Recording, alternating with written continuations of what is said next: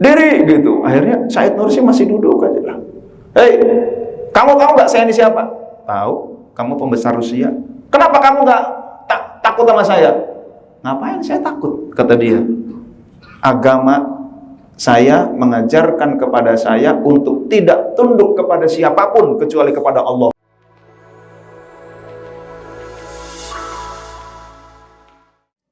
Pada kesempatan kali ini mari kita membaca Fatihah dulu untuk Syekh Mushahibul Wafatajul Arifin Syekh Ibn Atha'illah Sugandari. Al-Fatihah. Pada kesempatan kali ini kita membacakan hikmah yang ke-58. Kadang-kadang tulisannya 59 di satu kitab, kadang-kadang 58, pokoknya begitulah gitu ya. Pokoknya hikmahnya ini itu. Di dalam kitab Iqadul Himam fi Syarhil Hikam ini nomor 58. Ma basaqat, tidaklah berkembang, tidaklah memanjang, aghsanu dhullin, cabang-cabang kehinaan, illa ala badri tama'in, kecuali dari benih tamak. Jadi Bapak Ibu hadirin dan hadirat yang dimuliakan oleh Allah, kehinaan itu akarnya apa sih sebenarnya? Orang bisa hina itu apa akarnya? Maka kalau kita tahu akarnya, kita cabut akar itu, kita potong pohon itu, cabut seakar-akarnya kalau mau terbebas dari kehinaan. Nah ternyata akar kehinaan di dalam kitab hikam ini adalah tomak. Nah, tomak ya, bahasa Indonesianya tamak. Nah itu artinya kalau kita bertindak, bersikap, hidup berdasarkan ketamakan, siap-siap terhina kita. Tapi kalau kita hindarkan diri dari ketamakan, insya Allah kita jadi mulia. Nah, sekarang kita kaji dulu apa sih tomak itu. Nah, tomak itu menurut satu kaligrafi, tomak itu terdiri dari 3 huruf yang tiga-tiganya lubang semua. To, mim, dan ain. Ain yang begitu ya. Nah itu ada lubangnya semua tuh. Nah itu artinya yang namanya lubang mau dikasih berapa aja bocor begitu kan. Nah itu. Nah kita lanjutin lagi teman-teman. Apa itu definisi tomak? Dalam kitab Iqadul Himam dan lain-lain itu ada sebuah definisi. Nah ini tomak ini. Tomak artinya adalah mailun nafsi, kecenderungan, kecondongan diri, ila syai'i, kepada sesuatu, wa ta'alluquha, dan terikat, terpaut hatinya itu dengan sesuatu itu, wa hirsuha, dan sungguh-sungguh alaih untuk mendapatkannya. Nah itu ya. Jadi dia senang, hatinya terikat, dan sungguh-sungguh untuk mendapatkan, itu namanya tomak. Pokoknya saya harus seneng banget sama namanya jabatan yang tinggi gitu kan, seneng. Lalu dia terpaut hatinya, kayaknya enak banget jabatan tinggi. Wah kalau saya nggak jabatannya nggak tinggi, saya gagal. Akhirnya kegagalan, kesuksesan diikatkan, dikaitkan. Ta'allaqa itu terikat, diikatkan, dikaitkan dengan jabatan tinggi. Nah itu wahir suha alaih, dan betul-betul sungguh-sungguh mencari jabatan. Pokoknya saya harus jadi Sultan Bekasi gitu misalkan gitu ya, tajir melintir. Maka dia senang menjadi tajir, kemuliaannya dikaitkan dengan ketajiran, menjadi pengusaha besar. Kalau nggak jadi pengusaha besar sama dengan gagal, dan dia sungguh-sungguh mendapatkannya, itu namanya tomak itu ya. Nah, keterkaitannya kepada sesuatu. Nah, diperjelas lagi dengan definisi yang berikutnya ini, ta'alluqul qalbi bima fi aidin nas, keterikatan hati dengan apa yang dimiliki ada pada manusia. Itu dia nggak menatap Allah, dia nggak ingat kepada Allah, yang diingat apa yang ada pada manusia. Nah itulah. Nah, apa nanti kita akan preteli. Jangan kemana-mana setelah yang satu ini. Oke. Dan keinginan kepada selain Allah. Nah, itulah toma.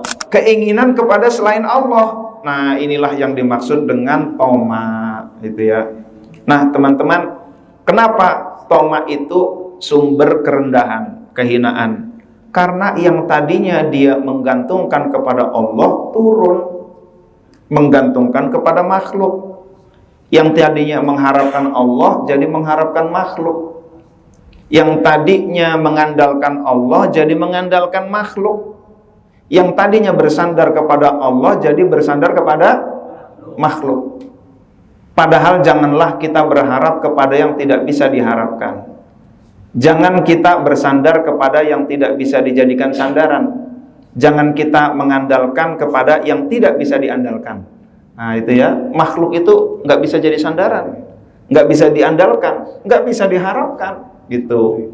Ikhtiar tetap, kita berusaha tetap, tetapi hati kita berharapnya kepada Allah. Nah, itu namanya bukan toma. Kalau kita punya bisnis, lalu kita perlu investor, aduh kalau dia nggak investasi, habislah urusan saya, toma namanya. Kerja, tapi dia berkata, aduh kalau saya dipecat, saya nggak dipekerjakan di sini, saya mau makan apa? Nah, inilah toma nih, berarti ini. Bagaimana nanti saya dan keluarga saya makan? Ini namanya toma. Seakan-akan yang ngasih rezeki adalah manusia. Itu akhirnya diliputi kerendahan. Akhirnya kata atasannya, udah deh gini aja, mau nggak bisnis yang lebih hebat lagi? Mau apa? Kalau mau modalnya kecil, perputaran cepat, dan hasilnya tinggi, jualan narkoba, gitu kan? Ya Allah, itu ya. Kata dia, ya saya ini kalau nggak dipekerjakan sama dia, saya dari mana rezekinya? Padahal rezeki dari Allah. Saya makannya gimana? Keluarga makannya dari mana? Nggak apa-apa deh, saya jualan narkoba. Yang penting saya bisa makan. Nah, ini namanya toma nih, yang begini. Beda lagi sama orang yang kerja. Dia kerja, ketika diajak yang haram, gimana kalau kita melakukan yang haram, gitu kan? Oh, nggak bisa. Ya nanti kalau enggak, bagaimana? Kamu nggak terserah, rezeki dari Allah. Nah, itu kan, bukan dari sini aja. Saya melakukan yang terbaik, saya melakukan sesuai dengan syariat Allah. Kalau enggak, saya enggak mau, gitu kan? Nah, saya ditawari, udah kamu pelanggar aja perjanjian, Pak Latif, gitu kan? Kenapa? Begini, kalau kamu nggak melanggar sebenarnya. Orang tertulis begitu, gitu kan? Gimana nggak melanggar? Nggak, kalau kamu nggak melanggar, nanti dia juga bakal makan kamu. Mendingan kamu langgar sekalian habisin dia, katanya gitu ya. Habisi musuh kamu, karena kalau enggak dia hidup dan dia akan menghabisi kamu. Nggak apa-apa, yang penting saya nggak melanggar, gitu kan? Terserah nanti, urusan nanti, bahwa dia mau menghabisin saya apa enggak, terserah. Pokoknya saya nggak boleh salah, saya harus sesuai dengan ridho Allah, gitu kan? Gitu, nanti habis loh Pak Latif. Saya bilang nggak masalah, gitu kan? Ya udah, saya jalanin aja.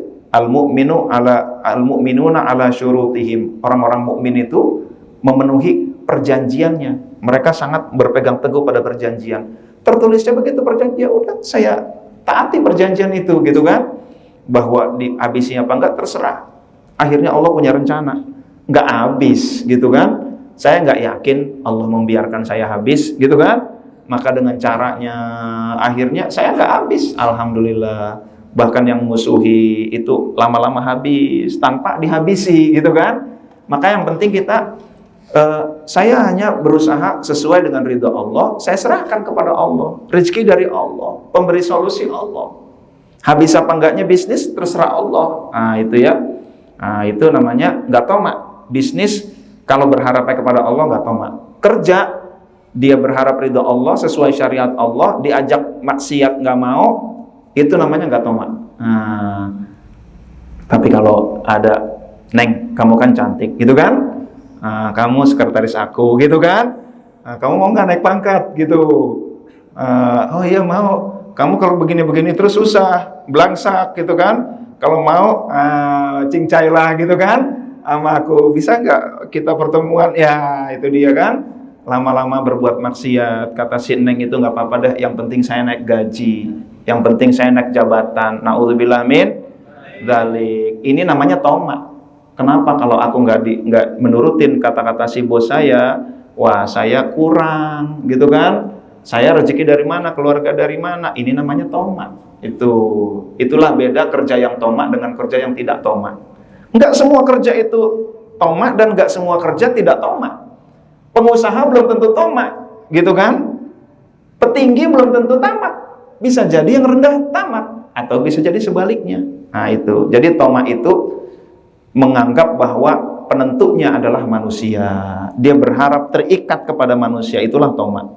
Nah, kembali kepada definisi tadi, bahwa dia terikat dengan apa yang ada pada manusia, padahal manusia bukan penentu. Oke, akhirnya jadi rendah, derajatnya, martabatnya direndahkan.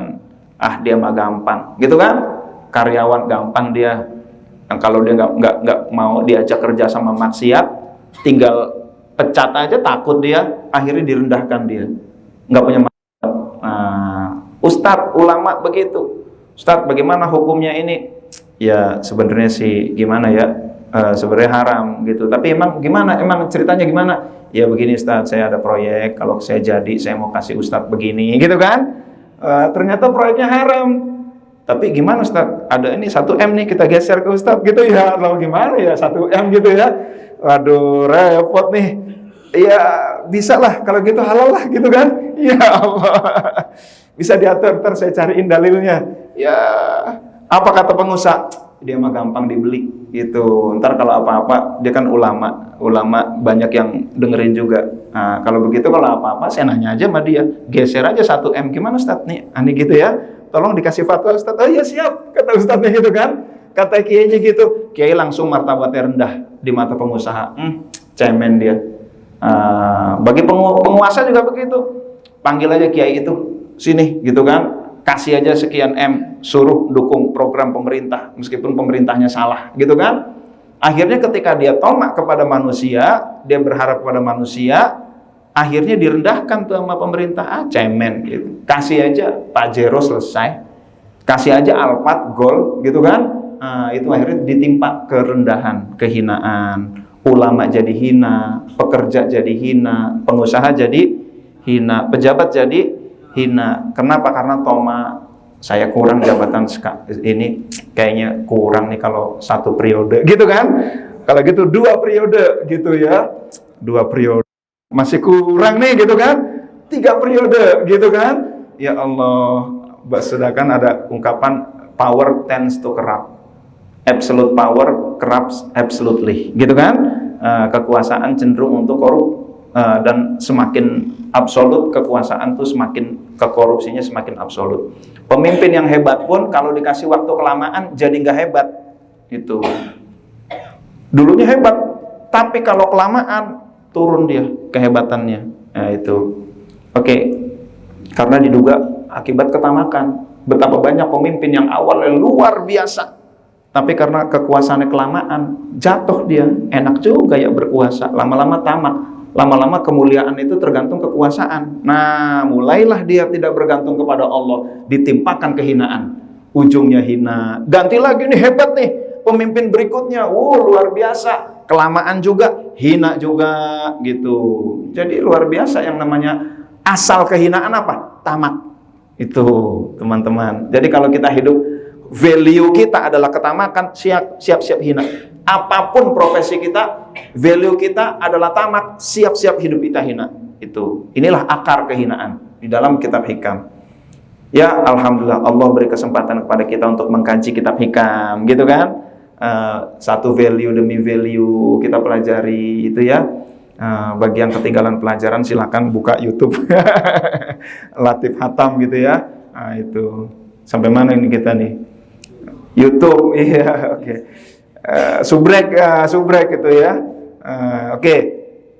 Menganggap penentunya menganggap penentunya adalah manusia. Itu. Nah, hadirin dan hadirat yang dimuliakan oleh Allah Subhanahu wa taala, menganggap rezeki menganggap apalagi kebahagiaan dianggapnya itu dari makhluk. Menganggap ini juga ya tamak ya teman-teman di dalam keluarga, jangan terlalu berharap. kebahagiaan diberikan oleh pasangan hidup. Siap-siap kecewa, gitu kan? Udah memberi aja. Itu berbuat baik aja. Toh ketika kita berbuat baik kepada pasangan, Allah ridho. Bahwa setelah itu kita dapat kebahagiaan wasilah pasangan kita, alhamdulillah, kita bersyukur. Jangan berharap pada manusia. Nah itu. Teman-teman yang punya anak lalu berkata, nak, nanti kamu jadi sukses, orang sukses ya nak. Nanti kalau kamu jadi sukses, ingat bapak ya nak, gitu ya. Bapak sangat mengharapkan kamu nanti kalau bapak udah tua. Kepada siapa lagi bapak berharap kalau nggak kepada kamu? Siap-siap kecewa. Belum tentu anaknya kalau udah sukses ingat orang tua. Tuh. Jadi jangan berharap pada manusia. Itu. Siap-siap hina nanti tau-taunya. Tau-taunya anaknya kaya. Pas kaya tau-taunya gayanya belagu, gitu kan? Lalu bapaknya udah jadi kayak pembantu, akhirnya jadi hina. Kenapa? Berharap kepada manusia. Siap-siap hina. Itu orang tua siap-siap hina, suami siap-siap hina, istri siap-siap hina. Itulah. Kita lanjutin lagi. Lalu kesehatan. Juga jangan berharap kepada makhluk. Apa itu? Manusia, rumah sakit, obat. Nah, itu ya. Maka ketika kita minum obat, bismillahirrahmanirrahim, ya Allah, aku minum obat. Aku tahu kesembuhan hanya dari Engkau ya Allah. Nggak ada kesembuhan selain dari Engkau. Dan ya Allah, jadikanlah obat ini wasilah kesembuhan dari Engkau ya Allah. Nah ini hanya wasilah ya Allah. Kesembuhan, tidak ada kesembuhan sedikit pun kecuali dari Engkau. Bismillahirrahmanirrahim. Dah, itu ya. Rumah sakit hanya wasilah, dokter hanya wasilah. Itu. Sekaya, semahal-mahalnya dokter, sehebat-hebatnya hanya wasilah. Nggak ada jaminan itu sehat gitu. Maka kita berharapnya kepada Allah. Itu namanya bukan toma itu. Jadi hidup kita bisa jadi banyak potensi toma tuh. Ya, keselamatan juga begitu. Harga diri seakan-akan kita punya harga diri kalau jabatan tinggi. Kita punya harga diri kalau hartanya banyak. Kita punya harga diri kalau pernikahannya megah, gitu kan? Oh, masa pernikahan begini, apa kata orang? No, dia aja begitu, masa kita begini? Nah, harga dirinya tergantung orang-orang, tergantung pernikahan. Nah, siap-siap direndahkan. Ada aja yang nyela pernikahannya. Udah dibikin heboh, udah dibikin kaya sempurna, tetap aja ada yang nyela. Tau-taunya makanannya basi, gitu kan? Tau-taunya apa? Ada aja celaan-celaan. Gak bisa. Jadi jangan berharap kepada selain Allah. Nah, itu. Jangan berharap. Udah. Fa innal izzata lillahi jami'a. Sesungguhnya kemuliaan itu milik Allah. Teman-teman, saya mau cerita. Suatu saat ada Nabi Musa. Nabi Musa bersama seorang Yahudi. Dia berdua. Ada satu kantong Nabi Musa bawa, satu kantong lagi dibawa Yahudi. Yahudi ngelihat kantongnya ini rotinya ada dua. Dia menganggap bahwa kantong Nabi Isa ada dua juga rotinya. Pas dilihat, loh, ada satu. Kalau gitu, ini ada tiga nih roti. Dimakan tanpa pengetahuan Nabi Isa. Akhirnya, oke, kita udah istirahat, kita makan. Makan satu roti. Kata Nabi Isa, satu lagi mana? Kan rotinya ada tiga. Enggak, dua, wahai Nabi Isa. Benar. Demi Allah cuma dua. Pemilik roti satu lagi mana? Nggak ada, cuma dua. Oke lah kalau begitu. Nah, oleh Nabi Isa, terus saja jalan Nabi Isa. Lama-lama ketemulah seorang tunanetra. Lalu didoain oleh Nabi Isa. Bismillahirrahmanirrahim. Sembuhlah tunanetra. Nanya lagi kepada Yahudi tadi. Pemilik roti yang ketiga mana? Nggak ada. Demi Allah cuma dua rotinya. Satu, saya cuma satu doang. Tadi di tas saya. Oke, nggak apa-apa. Lalu ketemulah Kijang dihidupkan oleh Nabi Isa. Tanya lagi, tadi roti satu lagi pemiliknya mana? Enggak ada, cuma ada satu di tas saya. Oke, nggak apa-apa. Berjalanlah Nabi Isa di atas air. Tanya lagi, dengan tanda-tanda kebesaran Allah, saya tanya lagi, sekali lagi. Tadi pemilik roti satu lagi siapa? Nggak ada. Oh ya, oke. Lalu di tengah perjalanan berjumpalah dengan 3 bongkah emas. Lalu kata Nabi Isa, ini satu batu untuk saya, Satu batu untuk kamu, satu batu lagi untuk pemilik roti yang ketiga. Oh kalau gitu saya yang ketiga gitu ya. Itu tadi roti, saya ada 2 sebenarnya. Saya makan 1 gitu. Dasar Yahudi gitu kan. Itulah Yahudi, bukan Yahudi sih, Zionis ya. Lebih tepatnya Zionis lah begitu. Nah hadirin dan hadirat yang dimuliakan oleh Allah, apa kata Nabi Isa? Nabi Isa nabi, nggak perlu harta. Makan tuh situ emas gitu kan. Saya nggak perlu, ditinggal sama Nabi Isa. Setelah ditinggal sama Nabi Isa, dia bingung emasnya taruh mana nih. Ketangkep sama penyamun, perampok. Nah ini dia nih orang, emasnya banyak. Ayo kita bunuh bareng-bareng, dibunuh. Pas nih kita bertiga, kata si perampok. Matilah tuh. Tadinya temannya Nabi Musa tadi. Jadi satu orang dapat berapa? 1 bongkahan ya. Enak gak kira-kira? Enak. 1 bongkah misalkan sekilo emas sekarang berapa nih? 2 juta ya 1 gram ya. Kalau 1 kilo kira-kira berapa? Waduh, sampai pusing banyak ya. 2M ya? 2M. Katakanlah ini bongkahan 10 kilo, berarti berapa? 20M. Beli mobil listrik cukup? Beli rumah? Cukup?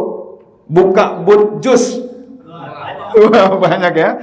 Oke, ini cukuplah untuk hidup gitu ya. Untuk keluarga, wah enak. Rumah juga gede, apa? 20M, 1 bongkahan gitu kan. Nah, jadi kira-kira kalau perampok ini nggak serakah, cukup nggak hidupnya kira-kira? Cukup banget. Akhirnya kata perampok, 2 orang, Tom, lo paling muda, lo beli ya makanan nih, kita pas lapar nih, sono beli makanan. Pas beli makanan, terus si perampok yang agak senior sepakat, ini kalau dibagi 3 nih, masing-masing 20M, kita cuma dapat masing-masing 20M 1 orang. Tapi kalau 3 bongkahan ini dibagi 2 kan lebih banyak kan gitu ya. Dapatnya berapa berarti? 1 orang dapat berapa berarti? Total ada 60M. 30M ya. Kalau dibagi 3 kita cuma dapat 20M. Tapi kalau dibagi 2 ini kita dapat 30M. Gimana caranya? Itu kita bunuh aja tuh orang yang itu. Kita bunuh bareng-bareng. Gimana? Deal or no deal? Kan kita dapat lebih banyak. Oke, deal. Akhirnya si yang beli makanan tadi datang. Dibunuhlah dia. Ya berhasil, kita dapat 30M-an. Tak lama kemudian mati. Ternyata yang beli makanan itu beli makanan diracunin. Dia niatnya dapat 60M. Itulah teman-teman yang namanya serakah itu bakal musnah. Coba kalau nggak serakah, dia dapat 20M. Gara-gara serakah dapatnya berapa? 0. Ditimpa kehinaan itu ya, di dunia hina, di akhirat hina. Maka nanti kalau suatu saat bagi waris teman-teman, jangan ngerebut. Kalau ngerebut siap-siap hancur tuh ya. Mendingan uang kita kepake sama orang lain gitu. Kalau berantem pakai dah tuh silakan. Ntar totonya subur nih uang kita itu. Nggak usah berebut, apalagi sama saudara, nggak usah berebut, silakan dah pakai dah. Ntar totonya yang itu ambles, kita naik. Itu rezeki dari Allah, bukan dari warisan gitu.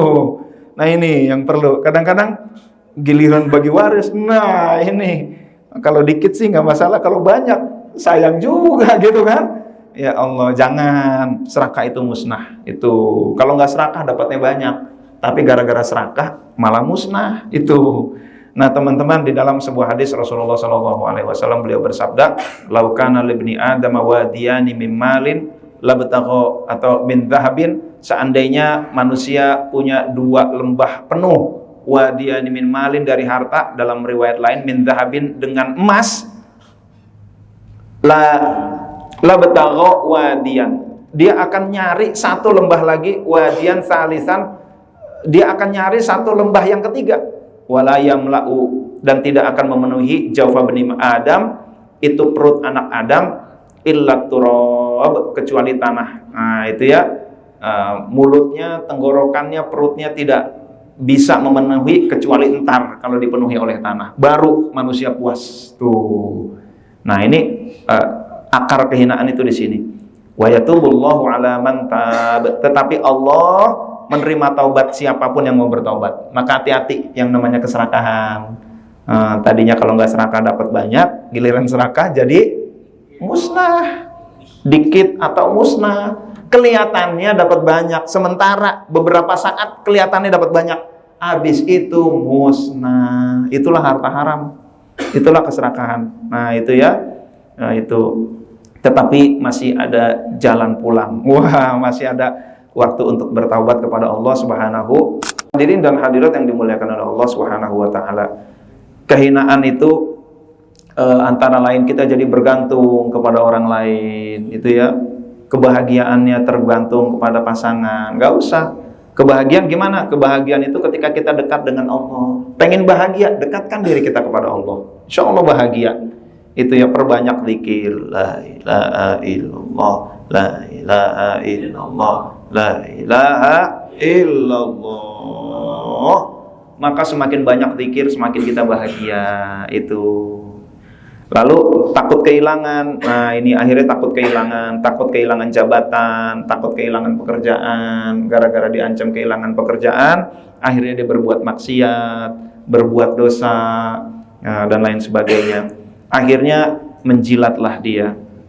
Maka ada satu kompetensi, skill yang paling hebat untuk naik jabatan, gitu ya, menjadi politisi ulung, bukan ahli ekonomi, bukan ahli pidato, ahli jilat rupanya, gitu ya.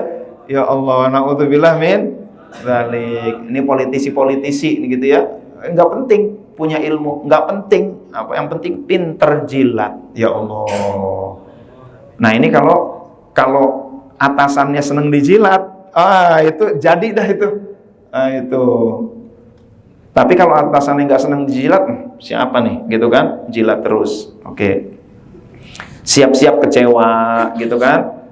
Ditimpa kehinaan itu berbentuk kecewa, harga dirinya jatuh, ulama jatuh, guru jatuh, ilmuwan jatuh, karyawan jatuh, pengusaha jatuh, dokter jatuh, semua jatuh harga dirinya.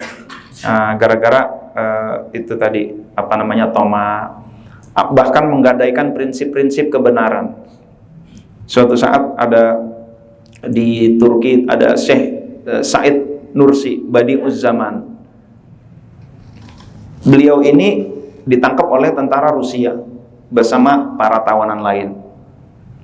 Lalu suatu saat para tawanan itu disuruh berdiri oleh pembesar dari Rusia. Semua berdiri, siap gerak, siap. Ternyata Said Nursi asik dengan zikirnya. Dia tenang aja. Sedangkan ini pembesar Rusia terkenal kejam, bengis, dikit-dikit dor mati. Ada beda dikit dor. Wah, pokoknya ini ganas banget nah. Ini si pembesar Rusia. Diri gitu. Akhirnya Said Nursi masih duduk aja lah. Hei, kamu tahu nggak saya ini siapa? Tahu. Kamu pembesar Rusia. Kenapa kamu nggak takut sama saya? Ngapain saya takut? Kata dia. Agama saya mengajarkan kepada saya untuk tidak tunduk kepada siapapun kecuali kepada Allah, kata dia. Wah, luar biasa. Kamu tahu kan saya rajanya tega, saya raja bengis? Tahu, gitu. Akhirnya dia berpikir juga, saya kagum sama agama kamu. Saya kagum agama kamu yang membuat kamu begitu mulia dan berani. Wah, itu ya. Justru akhirnya nggak diapa-apain. Dia salut sama agamanya Said Nursi Badi'uz Zaman. Nah itu. Nggak menggadaikan prinsip. Nah, kadang-kadang halal haram hantam demi pekerjaan. Nah itu, ini dia nih ya teman-teman ya. Ya Allah itu. Kalau udah lewat-lewat ya kita istighfar, gitu ya. Maka kita banyak-banyak istighfar, ingat lagi istighfar lagi, ingat lagi istighfar lagi, bertaubat kepada Allah, gantungkan segalanya kepada Allah. Nah itu. Lalu yang gawat juga adalah teman-teman, ini ada hijab, ada hijab antara kita dengan Allah. Susah nyampe kepada Allah itu, terhijab kita. Karena yang kita harapkan bukan Allah, kita harapkan apa yang ada di tangan manusia. Itu susah akhirnya kita sampai kepada Allah. Nggak bisa makrifat kalau yang masih tujuannya adalah dunia. Maka yang kita selalu doakan, ilahi anta maksudi waridhoka matlubi a'tini mahabbataka wa ma'rifataka. Nah itu ya.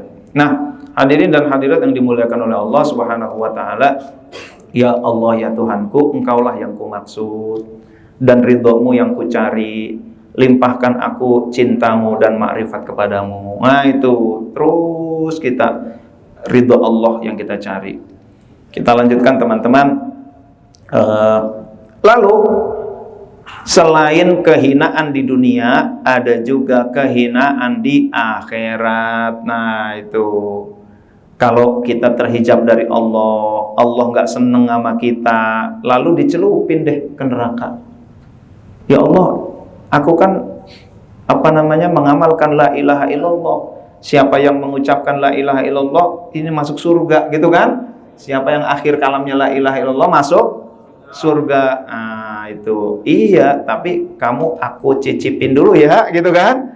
Neraka. Nauzubillah min dzalik. Berapa lama ya Allah? Enggak usah lama-lama lah, 2 hari gitu ya. Ya Allah, 2 hari itu bisa 100.000 tahun. Fi yaumin kana miqdaruhu khamsina alfasanah. Di dalam surah Al-Ma'arij ayat, kalau nggak salah ayat 5. 1 hari bagaikan 50.000 tahun. Berarti kalau 2 hari ya 100 tahun lah. Nggak usah lama-lama gitu ya. Ya Allah, itu gosong terus tuh. Gosong, setrika lagi, rapi lagi, gosong lagi gitu ya. Nauzubillah min dzalik. Inilah kehinaan yang luar biasa. Itu gara-gara berharap yang penting kaya apapun, yang penting jabatan, yang penting ini, yang penting itu. Nah itu, sehingga menggadaikan prinsip-prinsip kebenaran, akhirnya menjilat, lalu bergantung kepada makhluk, kecewa, harga diri jatuh. Inilah kehinaan-kehinaan kita, ya Allah. Na'udzubillah min dzalik. Nah hadirin dan hadirat yang dimuliakan oleh Allah, di dalam Al-Quran Allah berfirman, a'udzubillahi minasyaitonirrajim. Man kana yuridul izzata falillahil izzatu jami'a. Siapa yang menginginkan kemuliaan, maka sesungguhnya kemuliaan seluruhnya milik Allah. Nah itu, di zaman Khalifah Harun ar-Rasyid. Nah ini ya, Khalifah Harun ar-Rasyid ingin bertemu dengan orang yang punya izzah, punya harga diri. Lalu ditawarkanlah kepada ini ada 1 nama nih, gitu kan. Pas 1 nama, oke, kita datengin. Pas didatengin ke ulama tersebut, assalamualaikum, waalaikumsalam. Bisa ketemu Pak ini? Iya. Siapa ya? Saya Khalifah Harun ar-Rasyid. Gitu. Pas dibuka, ya Allah Khalifah, kenapa engkau capek-capek datang ke sini? Biar aku datang kepada engkau, wahai Khalifah. Bukan ini, bukan. Ini masih nunduk kepada aku. Saya bukan begini, bukan tipe ulama yang begini, jilat-jilat gini, menunduk-nunduk kepadaku, bukan. Akhirnya datang, dikasihlah Fudail bin Iyad, kepala perampok. Ketika singkat cerita, saya sudah pernah bercerita, ketika Khalifah Harun ar-Rasyid mau datang, mau masuk, nggak boleh. Siapa kamu? Nggak boleh, gitu. Woi, ini adalah Khalifah yang mau masuk, maka kamu akan dipenjara kalau kamu menolak keinginan Khalifah. Dobrak, dobrak. Ketika dobrak, matiin lampu. Saya nggak sudi ngelihat muka Khalifah. Wah, Masya Allah, Khalifah senang nih sama yang begini nih.